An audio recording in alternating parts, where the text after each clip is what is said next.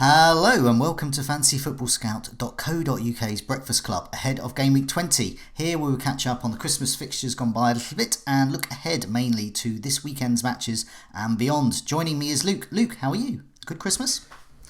Oh yeah, fantastic. Absolutely knackered, but two young children, as anyone who's got children will know, Yes. it's a very fun but very stressful time. So houses like Toys R Us closing down sale, just stuff everywhere. I've got batteries left, right, and centre. I've got Oh, that's the screwdrivers all thing. over the And place. it's the It's packaging, isn't it? It's just for the yeah, toys. And you've got those horrible little wiry bits of string. You got yeah. yeah. I And mean, scissors, everything. You need literally a whole toolkit just to open one kid's toy these days. Ridiculous. definitely. And it's those days of waking up like 5 in the morning or something ridiculous like Yeah, that, and exactly. then getting stuff.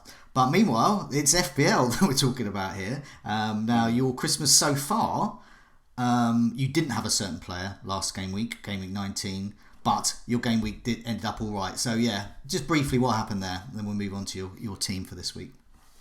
Yeah, I'm one of the mugs who removed Trent Alexander-Arnold 2 weeks ago. So for blank and Leicester away, thinking that I might be able to get away for just the one game week of not having him. But obviously he had other ideas, so I can only blame myself. I knew he's got it in him at all times.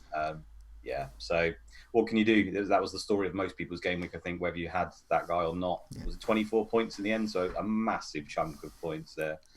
But ultimately, I got 57 in the end, so I mean, I was in really bad way after Saturday. Had about 20 something points, and then I got Sterling, Kevin De Bruyne, and Jimenez. So between them, they managed 26 points, which usually I'd be, again, that'd be incredible. But compare it to Trent Alexander-Arnold, that's three players who returned and only just beat him. Captain fail of Tammy Abraham, sadly. Story of my season, many captain fails, but overall 57 points is higher than the average, so I've got to take it, I guess. Okay, onwards and upwards, and we were talking a bit before now. I always think of these festive fixtures in chunks. This is a mini season, and I always go for 50 points minimum a week. That's an okay good game week. So if you get 200 over those, that's what I'm looking for. That 200 limit. So you're well on the way to that. So good game week, but onwards and upwards. Game week 20. Now, while we look at your team, you tell us about your transfers and your captaincy. I'm going to move to my other screen and I'm going to make a live on-air transfer. Dun, dun, dun. It's going to be so exciting, especially when I reveal who it is. People are just going to be running around the streets screaming, "Can't believe it!" It's going to be it's going to be like a scene in War of the Worlds, but more interesting. Okay, here we go. Here's your team. Who's in? Who's out? And who are you captaining? Okay, so I'm assuming you've got my current bus team at the moment up Yes. there, which is the armband on Mr. Salah. So he's come in for me this week. I actually had two free transfers. So sick to death of Tammy Abraham. It's just having those home games against perceivably easy opposition, and then being tempted by the armband with him, and he just seems to consistently blank. So I've switched formation. I've got rid of him. I bought Greenwood in, who obviously just more is for the bench really, and he's so cheap. But also he's obviously getting game time at the moment and looking decent. So maybe there's a reprieve for him at some point. So brought him in, and I've switched essentially Tammy Abraham for Martial, who still got a good run ahead of him. He's obviously off the back of a brace, but I think he's always been a good pick because obviously he's a midfielder playing up front, and it's just the allure of those hauls that can happen with him. He looks like to be in good form, so I've gone with him. But the main reason was essentially to switch Sterling to Salah, which was always in my mind to do. Sterling's been letting me down for weeks, although he obviously did well this week. And it's to get that differential captain that I kind of want. I say differential. I know Salah's pretty well high owned, but I think amongst fantasy football scout members, etc., he's probably not that high. And obviously with Liverpool's double coming up, it's just to try and get ahead of the curve. Really, despite their games, Liverpool just seem to bat off any competition with ease, including Leicester 4-0. So That was incredible. here comes. Could not believe. I'm glad I chose to watch that in the evening. Yeah. Yeah, amazing. It's just incredible, isn't it? They're just so much better than every other team at the moment. I feel like doubling up, whether it's in defence or attack, is probably a good idea despite their games. It just seems mad that it's that way, but it is. So yeah, now we're going to talk a little bit later about game week 24 because we've had the revelation it's going to be the first double game week of the season for West Ham and Liverpool. So you're already well set there with Mane and Salah. I think a decision is going to be made by a lot of people, myself included. Which three Liverpool we go for. I think we're all pretty keen on Alexander-Arnold. I'm sure you will be by then. Maybe not. Salah or Mane or both is going to be a key issue to discuss. So while you've been talking, I have made a transfer. So I'm going to put up my team as it was up until about 5 minutes ago. So this is my team. I've made one transfer, but it's not on the screen yet. So at the moment, up front, I've got Vardy, Rashford and Jimenez. I've got Salah, who I got in a couple of weeks ago, and captain him. Yes, I'll put up some Salah stats in a minute.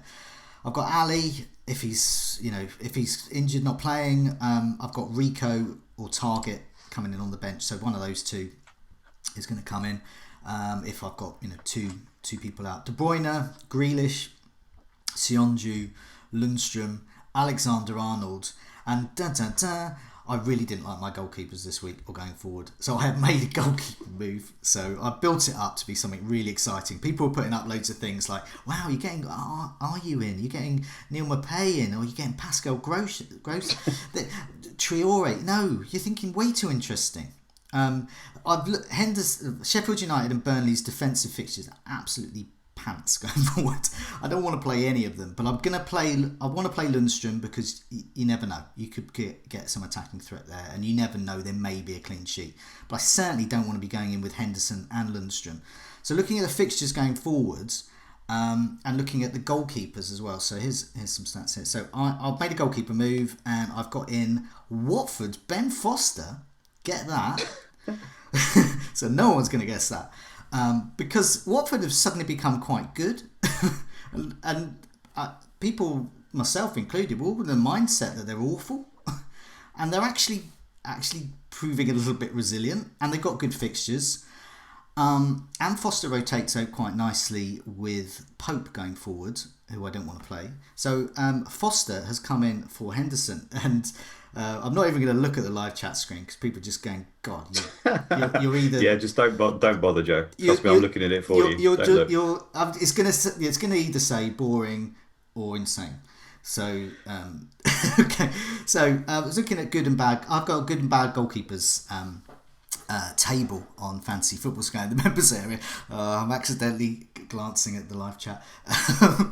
And the reason I've made that move because I like this table because I like the minutes per save. I always look at the who are the goalkeepers who are making lots of saves. So I don't necessarily want if they're making lots of saves and keeping clean sheets, then that's quite good. Then that's what I'm after really. So I'm after a sort of slightly dodgy-ish team that can prove resilient, and they've got a very good goalkeeper, and there he is. Joe. Yeah. As far as goalkeeper transfers go, mate, that's pretty radical. I like it. Okay. It's different, if nothing else. And I did look at the games as well and think they look pretty good. And obviously Pearson's come in with the iron fist, and they do look a little bit tighter. So yeah, I think it's a bit of a differential of anything. It is. So I'm going to give you the thumbs up. Good, and I think the fixtures going up. I'm going to stop talking about Foster in a minute, but. Looking at the fixtures going forward, I think they're really good. I think Spurs have got a dodgy fixture at some point, but I'm quite happy. Whatever. You never know with Spurs. And it's just those minutes per save. So Foster's made a save every 22.5 minutes. That is the best of any. This is over the last 4 matches, and that's the best of any first choice goalkeeper at the moment. So you've also got McCarthy at Southampton, Dubravka, Heaton and Guita. So I've gone for the last 4 matches. So to include, should a Liverpool or West Ham goalkeeper appear on there. So just to be fair to everyone, they haven't appeared on there, by the way. What I like about Foster as well is that he has kept 2 clean sheets over his last 4 matches, but he still made 16 saves.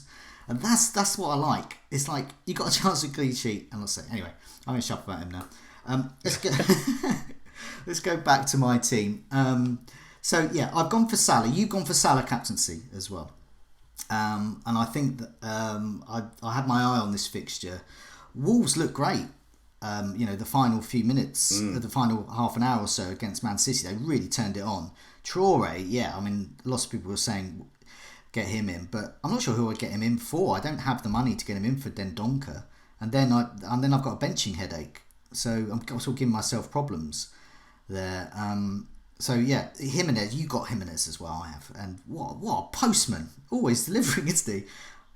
Yeah, never even considered getting rid of him. I know a lot of people talked about getting rid of him and swapping him over the games. I just thought Wolves are pretty good over those tough games. He just returns every week. He's just one of those consistent players that I just thought, he's never even entered my mind to get rid of him.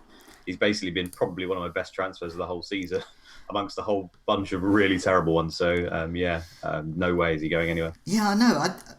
Even with them against Man City, I watched a bit of that game or listened to a bit or whatever, and I had no doubt he's going to get me attacking points. And it was the same last season as well. I love players like that. It doesn't matter who you're up against; they're going to get you an assist or a goal, or both. Love that. Salah. So I've got some Salah stats here. So I haven't just been looking at the stats about Ben Foster. Here we go. So we're looking. Thank God. Yeah, I know. Thank God. So why have you gone for Salah and why have I gone for Salah? And if we didn't already know about his history, that he's rather good. The stats back it up. So I've looked at the last 4 matches for Liverpool. He's top for goal attempts, 18 goal attempts out of any Liverpool player. Bear in mind, this is just for Liverpool players. I've just looked at these stats. So he's getting a shot in the box every 19.9 minutes. That's the best there. His expected goals, he's expected to really high actually, 2.36. So he's got the best expected goals of any Liverpool player. Shots inside the box, hang on a minute, 18 goal attempts. I didn't even notice this. This is like the headline figure. It's like a journalist going, don't you, and then, oh, wait a minute. Suddenly the headline's buried somewhere down there. So, 18 shots, 16 inside the box. Wow. And he's listed as a midfielder. And he's playing for the best team by miles. It's obvious why we you've stumbled on the... Basically, I've been largely just captaining on feel and who I've been watching and stuff, and it's not been working. But the last 2 weeks I've decided to go basically on shot attempts or just shot volume in general, which I've been tweeting out about, and so far it's been a 50% success rate. It led me to captain Vardy against Man City, which I would normally never have done, and obviously got a goal and full maximum bonus. It led me to captain Tammy this week, which obviously failed, but his shots were right up there. And then this week I'm going for Salah. So it's a 50% success rate so far. I'm hoping Salah can heighten that as well. But basically for those attempts, the reason why you looked at it there and saw the 18, I just think that combined with the fact that Wolves, I think it's 41 hours ago it will be that they'll have played a full game against Man City. Now, I know they played against 10 men, but I would have thought there'll be a little bit of rotation and rest there. Whereas Liverpool, I can't see them resting Salah personally. So it's more the reliability that I think he's going to start, and Wolves should hopefully be very, very tired that is combined to that. Yes, I mean, you hit the key word there for this game week, rotation. It's going to happen. We know it's going to happen. All the managers are hinting at it. If they haven't already rotated a bit, it's going to be now. So we saw Danny Ings out, so we're pretty certain Danny Ings is going to play this game week, and we saw a bit with Brighton, and we'll come to the team sheets shortly in a minute or so. But the looking at the Liverpool, so Klopp has said that Liverpool rotation is going to happen. He's talked about he did it for the Everton game, and he's talked about confidence in the squads. The Salah came off early, which is great.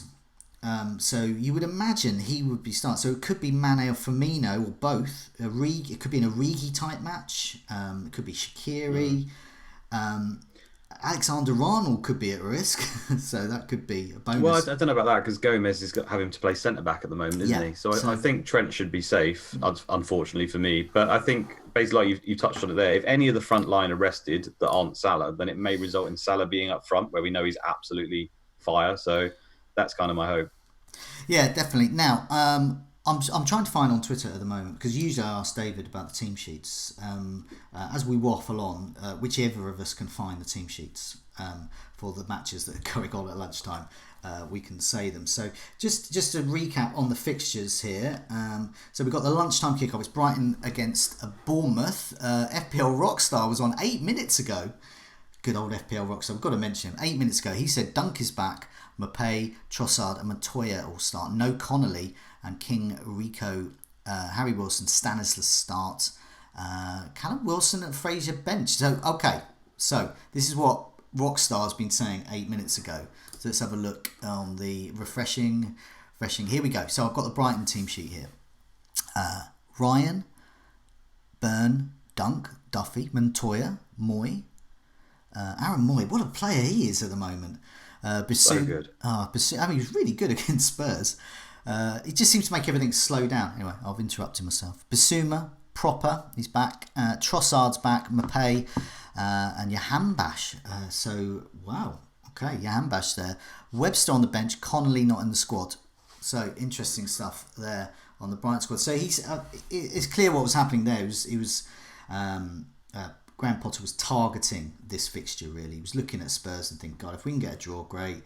But he's really going for this Bournemouth one. As a Brighton fan, I know that Bournemouth have a tendency over the last decade or so to beat Brighton. Brighton haven't done so well. I remember years ago, and this is going way back to the Withdean Stadium days, Brighton with Gary Hart and Leon Knight managed to get the better of Bournemouth. But this was, I think we were in League 2 or something then, long time ago. So I'm waffling here. Let's see if we can get the Bournemouth team sheet. Here we go. Ramsdale, as you would expect. Stacey, Cook, Mepham. Rico is back from his suspension. Yay. Stanislas. This is the kind of game week where Stanislas is going to be the top scorer. It's going to be a 20-point Stanislas haul. Okay, Gosling, who's doing really well at the moment. People who've got Gosling in as a sort of a differential, all 10 of them, done really well. Billing, Wilson, that is Harry Wilson, I believe. King and Solanke, the much maligned Solanke is there. So that's an interesting lineup, I think. There's a lot of rotation from Bournemouth there. Yeah, I was going to say, if anything, that's quite worrying, isn't it? I mean, both teams seem to be heavily rotated there, and we've only seen 2 teams so far. So yeah, if that's a sign of things to come, then I think we're in for some bench issues, I think. Yeah, I mean, I've as I hurriedly put this out on YouTube, sort of called this Breakfast Club edition "Rotation Fears" because it's going to happen. This is why when I was talking about my bench, I was saying I can't even remember which one I put first and second, Rico or Target. But I think I'm going to have to use both of them, and I think I might even go down to the depths of Dendoncker coming in for his 2 points. I don't know if Dendonker's even going to get a start. Let's move on a little bit to looking ahead a bit to Game Week 21 and beyond. So I've already started in my dullard fashion looking at Watford's fixtures and looking at Burnley and Sheffield United's. But for you, looking ahead, what are you thinking about Game Week 21 and 22, 23 and of course Double Game Week 24 which we'll come on to as well. So yeah, what are your sort of plans going forward? To be honest with you, it's just load up on Liverpool players, load up on City players. It's not going to change much. Yeah. But I know City have not obviously been great, but at the moment they are at least scoring goals, and I still think their fixtures are pretty good. Moving after this game week, they get a little bit better for a while. So it's keep targeting Liverpool and City for me at the moment. I think Leicester have obviously got a great run as well, so I don't think there's any reason to ship those guys on. And obviously Spurs have got maybe three games, I think, which are really, really good.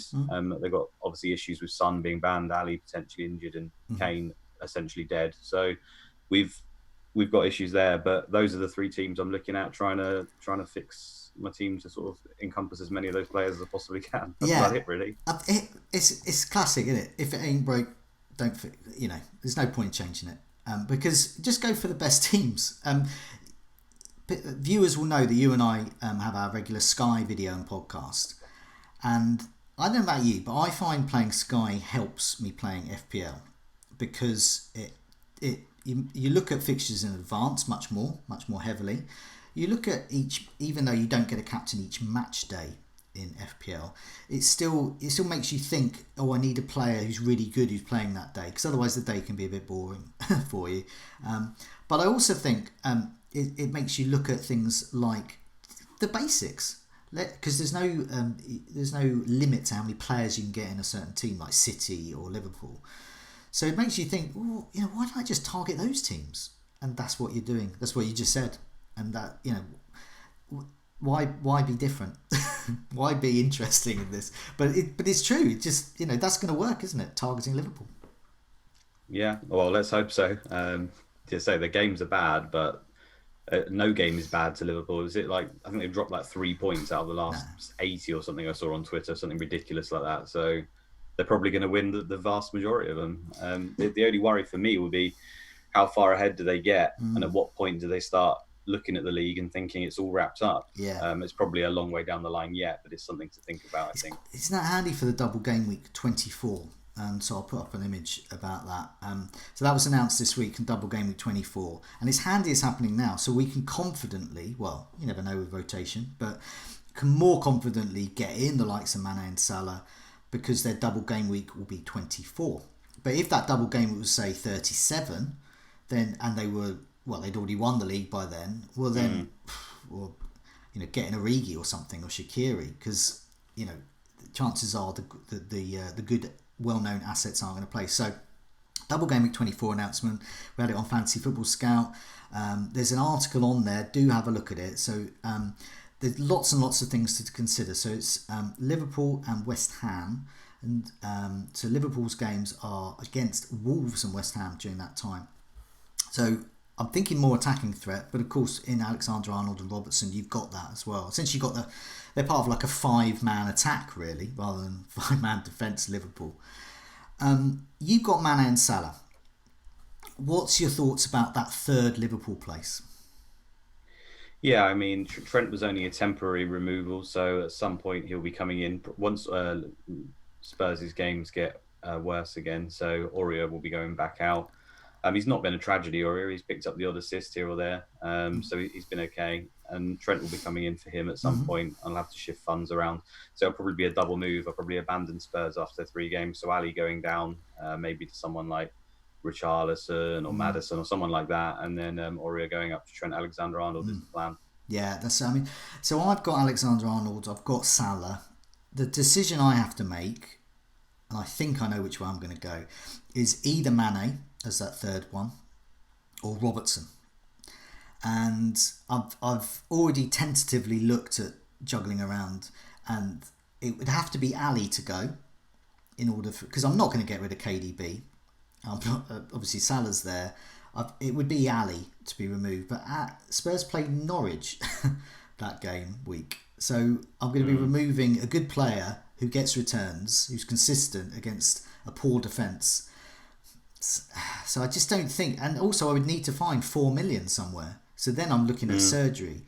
Whereas Robertson, I would look at some of my other defenders. So I've got, the likes of Rico and Lundstrom. So I've still got to find about 3 million somewhere.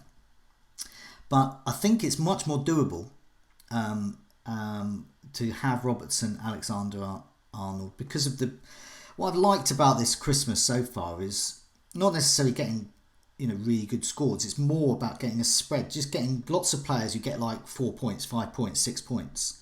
You want lots of that.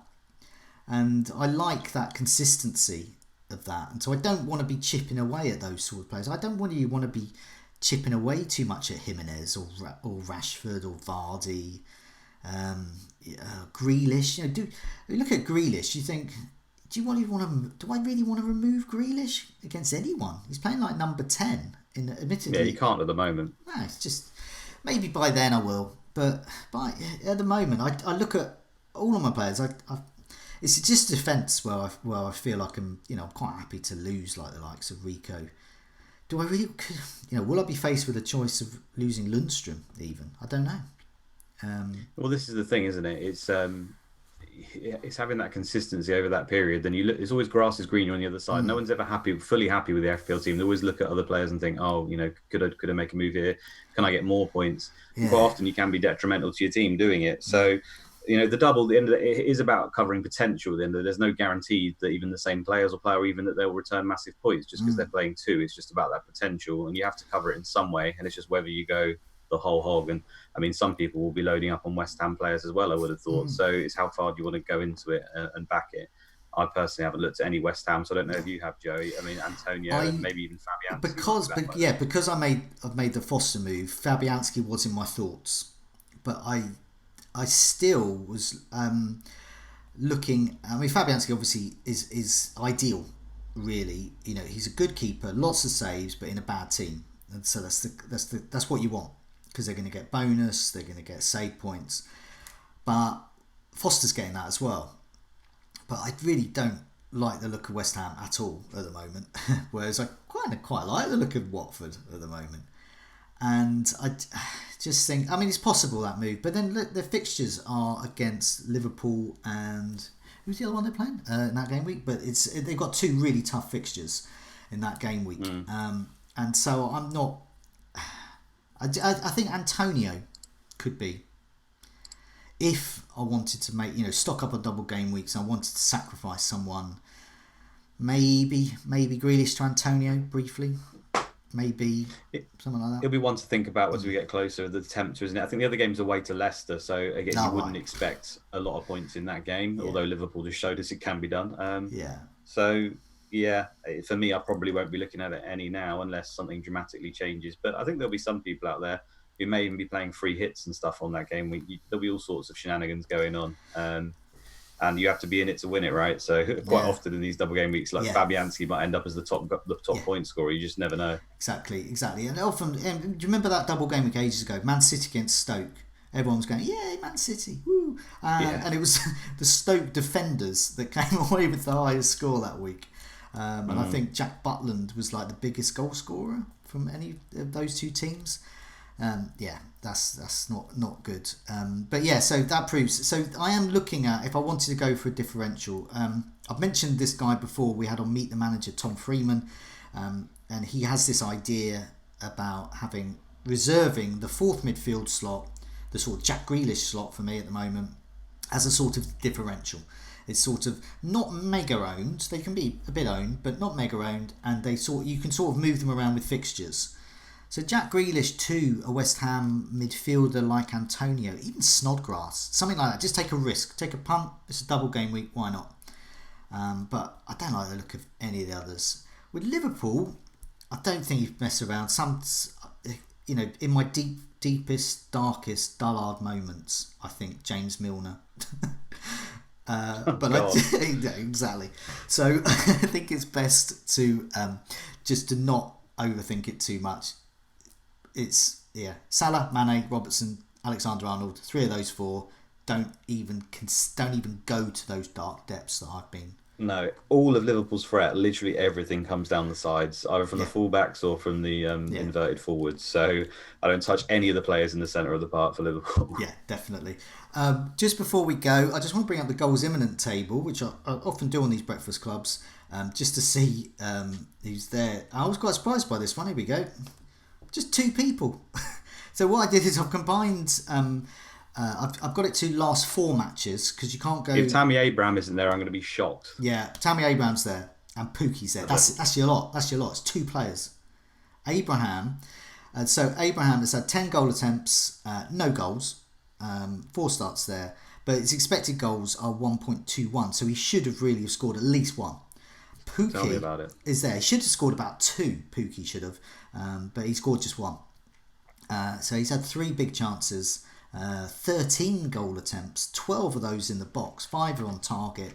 Why is Pookie not scoring? McGoldrick is often on here. McGoldrick, by the way, has been like a fixture on the goals imminent table, but now he's drifted off. So that's the worst thing. If you just sort of drift off into the sunset without a goal, into the sunset, just crying, saying, "Where are my goals?" But and so that's what's happened to him. But Nathan Redmond, who incidentally did very well this week, has often been in that place. It's like, how is he not scoring? And then you sort of look in the stats and you sort of see why. But I'm looking at Pookie's stats, and why is he not scoring? I don't get it. He had a slight niggle, didn't he? Yeah. A slight injury. Maybe that was an issue. But I actually watched Villa versus Norwich on Boxing Day. Obviously, we can choose which match we want to watch. My dad's a Villa fan. Game was so open. It was incredible. There was chances all over the place. So just a bit of bad luck, I think, more than Yeah, anything. I mean, that table suggests it's going to happen very shortly, and Norwich only play one way. So, yeah. yeah, I think goals are always imminent with I Pookie. think Pookie, but I think Abraham as well. So I can't remember. You're not an Abraham owner anymore, are you? Or No, no, I had him as captain last week. His stats pointed out yeah, similar to what you've got there, and it's just not just gone, happening for him. gone. It's frustrating. I got rid of him when he was injured a few weeks ago, and I can't even remember who I got him. I think I've got in players and then got rid of them and got other ones in. So I don't know, but basically I've got Rashford and Jimenez as my main strikers alongside Vardy now. So Abraham's like a distant memory for me. But I think their owners ought to be gratified by this, by the goals imminent table here. The fact they're playing away, I believe, to Arsenal.